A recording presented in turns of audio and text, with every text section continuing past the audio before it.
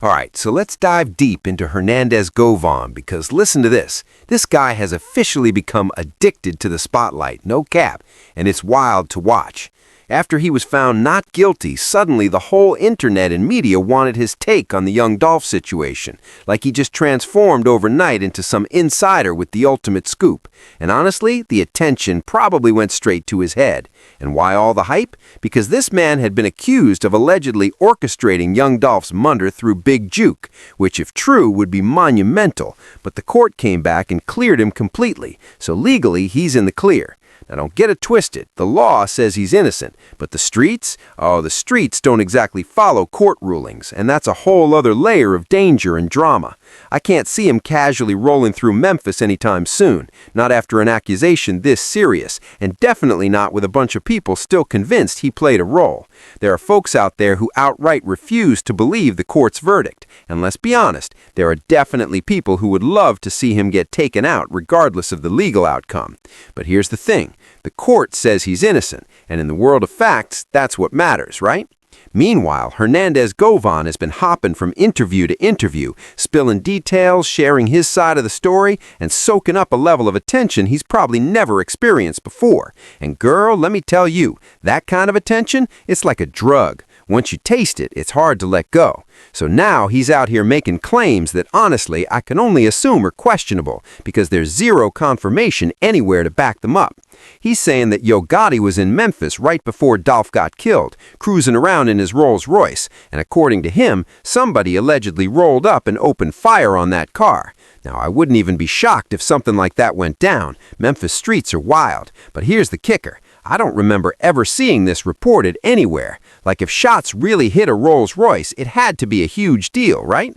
Yet somehow, according to the story, it got quietly fixed. No police report, nothing officially documented. And now they're acting like this was some fully bulletproof Rolls-Royce or something, which just makes the story start to feel a little shaky. The whole situation is layered with uncertainty, and the mix of legal clearance, street rumors, and media attention creates this perfect storm of drama that Hernandez is clearly riding. And honestly, watching him navigate it all, it's wild, unpredictable, and totally binge-worthy. He does not have a bulletproof Rolls-Royce, okay? And we need to clear that up right away, because a lot of people out here are thinking he's rolling around in some invincible car, and that's just not the case. Sure, he probably has a bulletproof truck somewhere for serious protection, but a Rolls? That's an extreme, almost unnecessary build. And while I'm not saying he couldn't afford it if he wanted to, the reality is that fully bulletproofing a Rolls-Royce is insanely expensive, like a level most people can't even imagine. If you're moving through risky areas and really need protection, you're going to a Suburban, a Cadillac, or some factory armored vehicle that actually makes sense for security purposes. Yes, some people bulletproof Mercedes, G-Wagons, and other flashy rides, but the practical move in dangerous situations is always something reliable, something you can trust when bullets are flying, not just a show car. Now, I think Hernandez Govan is definitely adding some extra flavor to the story, and honestly, I don't fully blame him. He's hustling for interviews right now, trying to get paid, and when that's the game, you're gonna make the story a little more salacious than it really is. But here's the part that blows my mind. Dolph was still riding around after situations like this, and that's wild to think about, because the only incident we know for sure is the 2019 tour bus shooting in Nashville. By then, someone had already attempted to take his life multiple times, maybe 3 separate attempts, and 3 CMG members ended up arrested. Keon was tied to the first, Black Youngster to the second, and then there was another guy, I can't remember his name, bald head, gold teeth, always around Gotti, arrested for the LA incident. The first 2 were in Charlotte, North Carolina, and we know all of that. So yeah, it's very possible this 2019 incident was retaliation, a continuation of a long-running conflict, and Dolph not riding with proper security, cruising around in a camo vehicle, even for something as innocent as a turkey drive, was a huge mistake. One friend, a chopper, a camo-wrapped Corvette, everybody could see it was his car, making him an easy target, and that's the type of thing that shows a lack of foresight in dangerous times. And let's be real, the whole setup wasn't random. These guys knew exactly where he was going, knew about the turkey drive, and orchestrated the attack from start to finish.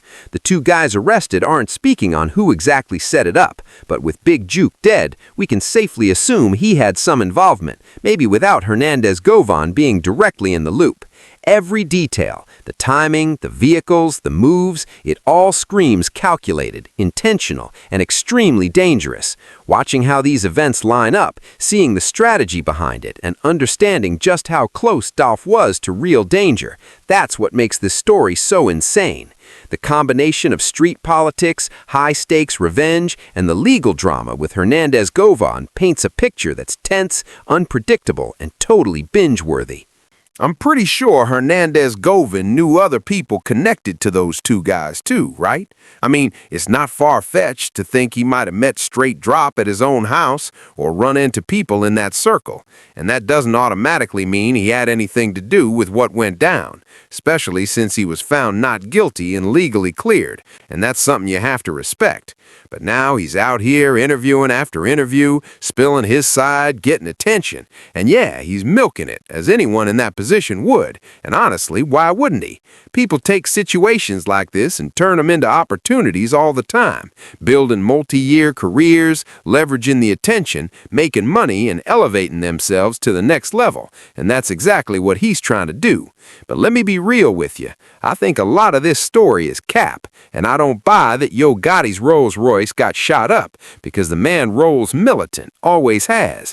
Even if it's not official security, he's constantly surrounded by a crew, especially in Memphis, and you can only imagine how tight his setup was in 2020 compared to 2010. He's never sloppy, never exposed, and always moves carefully when the stakes are high.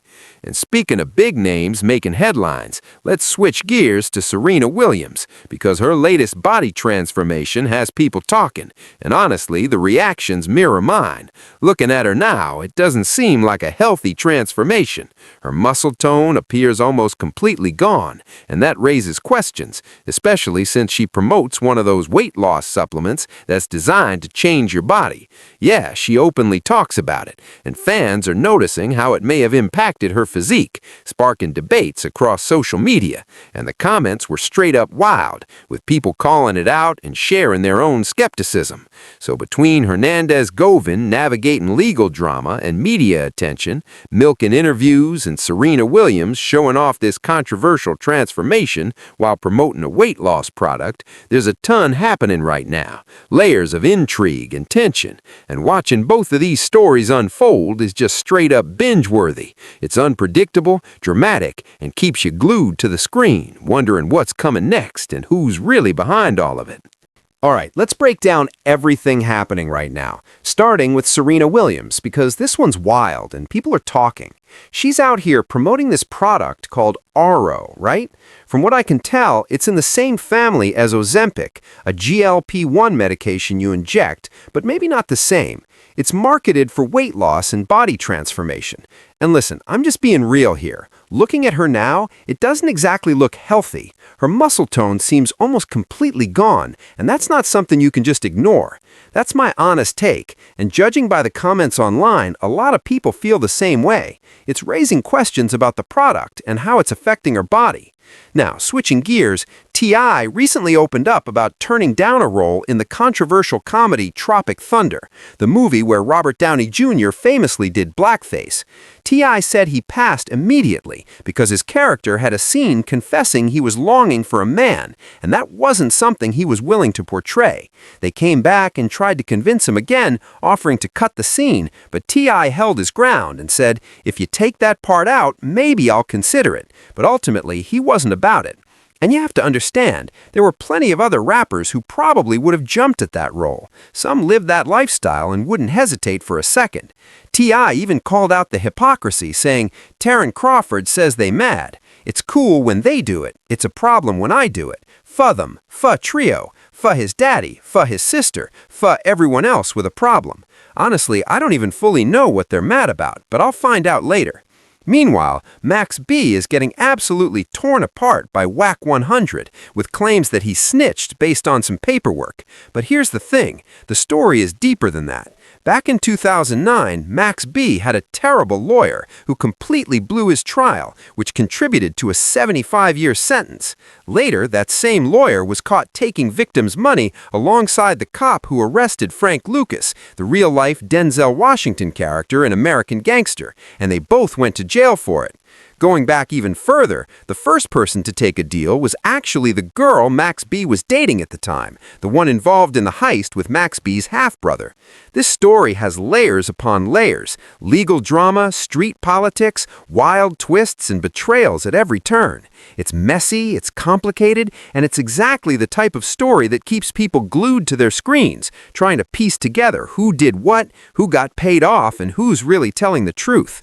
Every angle, from Serena's transformation and the controversies around the product she's promoting, to T.I.'s stance on a high-profile Hollywood role, to Max B's ongoing legal and street battles, is packed with tension, intrigue, and drama that you can't just scroll past. Watching all of this unfold, it's unpredictable, binge-worthy, and the kind of storytelling that makes you stop what you're doing and pay attention, because every detail could change the narrative at any moment. Alright, so here's the full breakdown on Max B. This story is wild. They were supposed to just rob some guy, right? The girl had met him, and Max B knew about it and was technically involved, but he wasn't actually there when it went down. Obviously, things went sideways. Max B's brother ended up killing the guy when it was only supposed to be a robbery, and the girl who was there witnessed everything and spilled the tea. All the evidence lined up against him, and even though Max B didn't pull the trigger, he was guilty by association, and the system came down hard with a hefty sentence.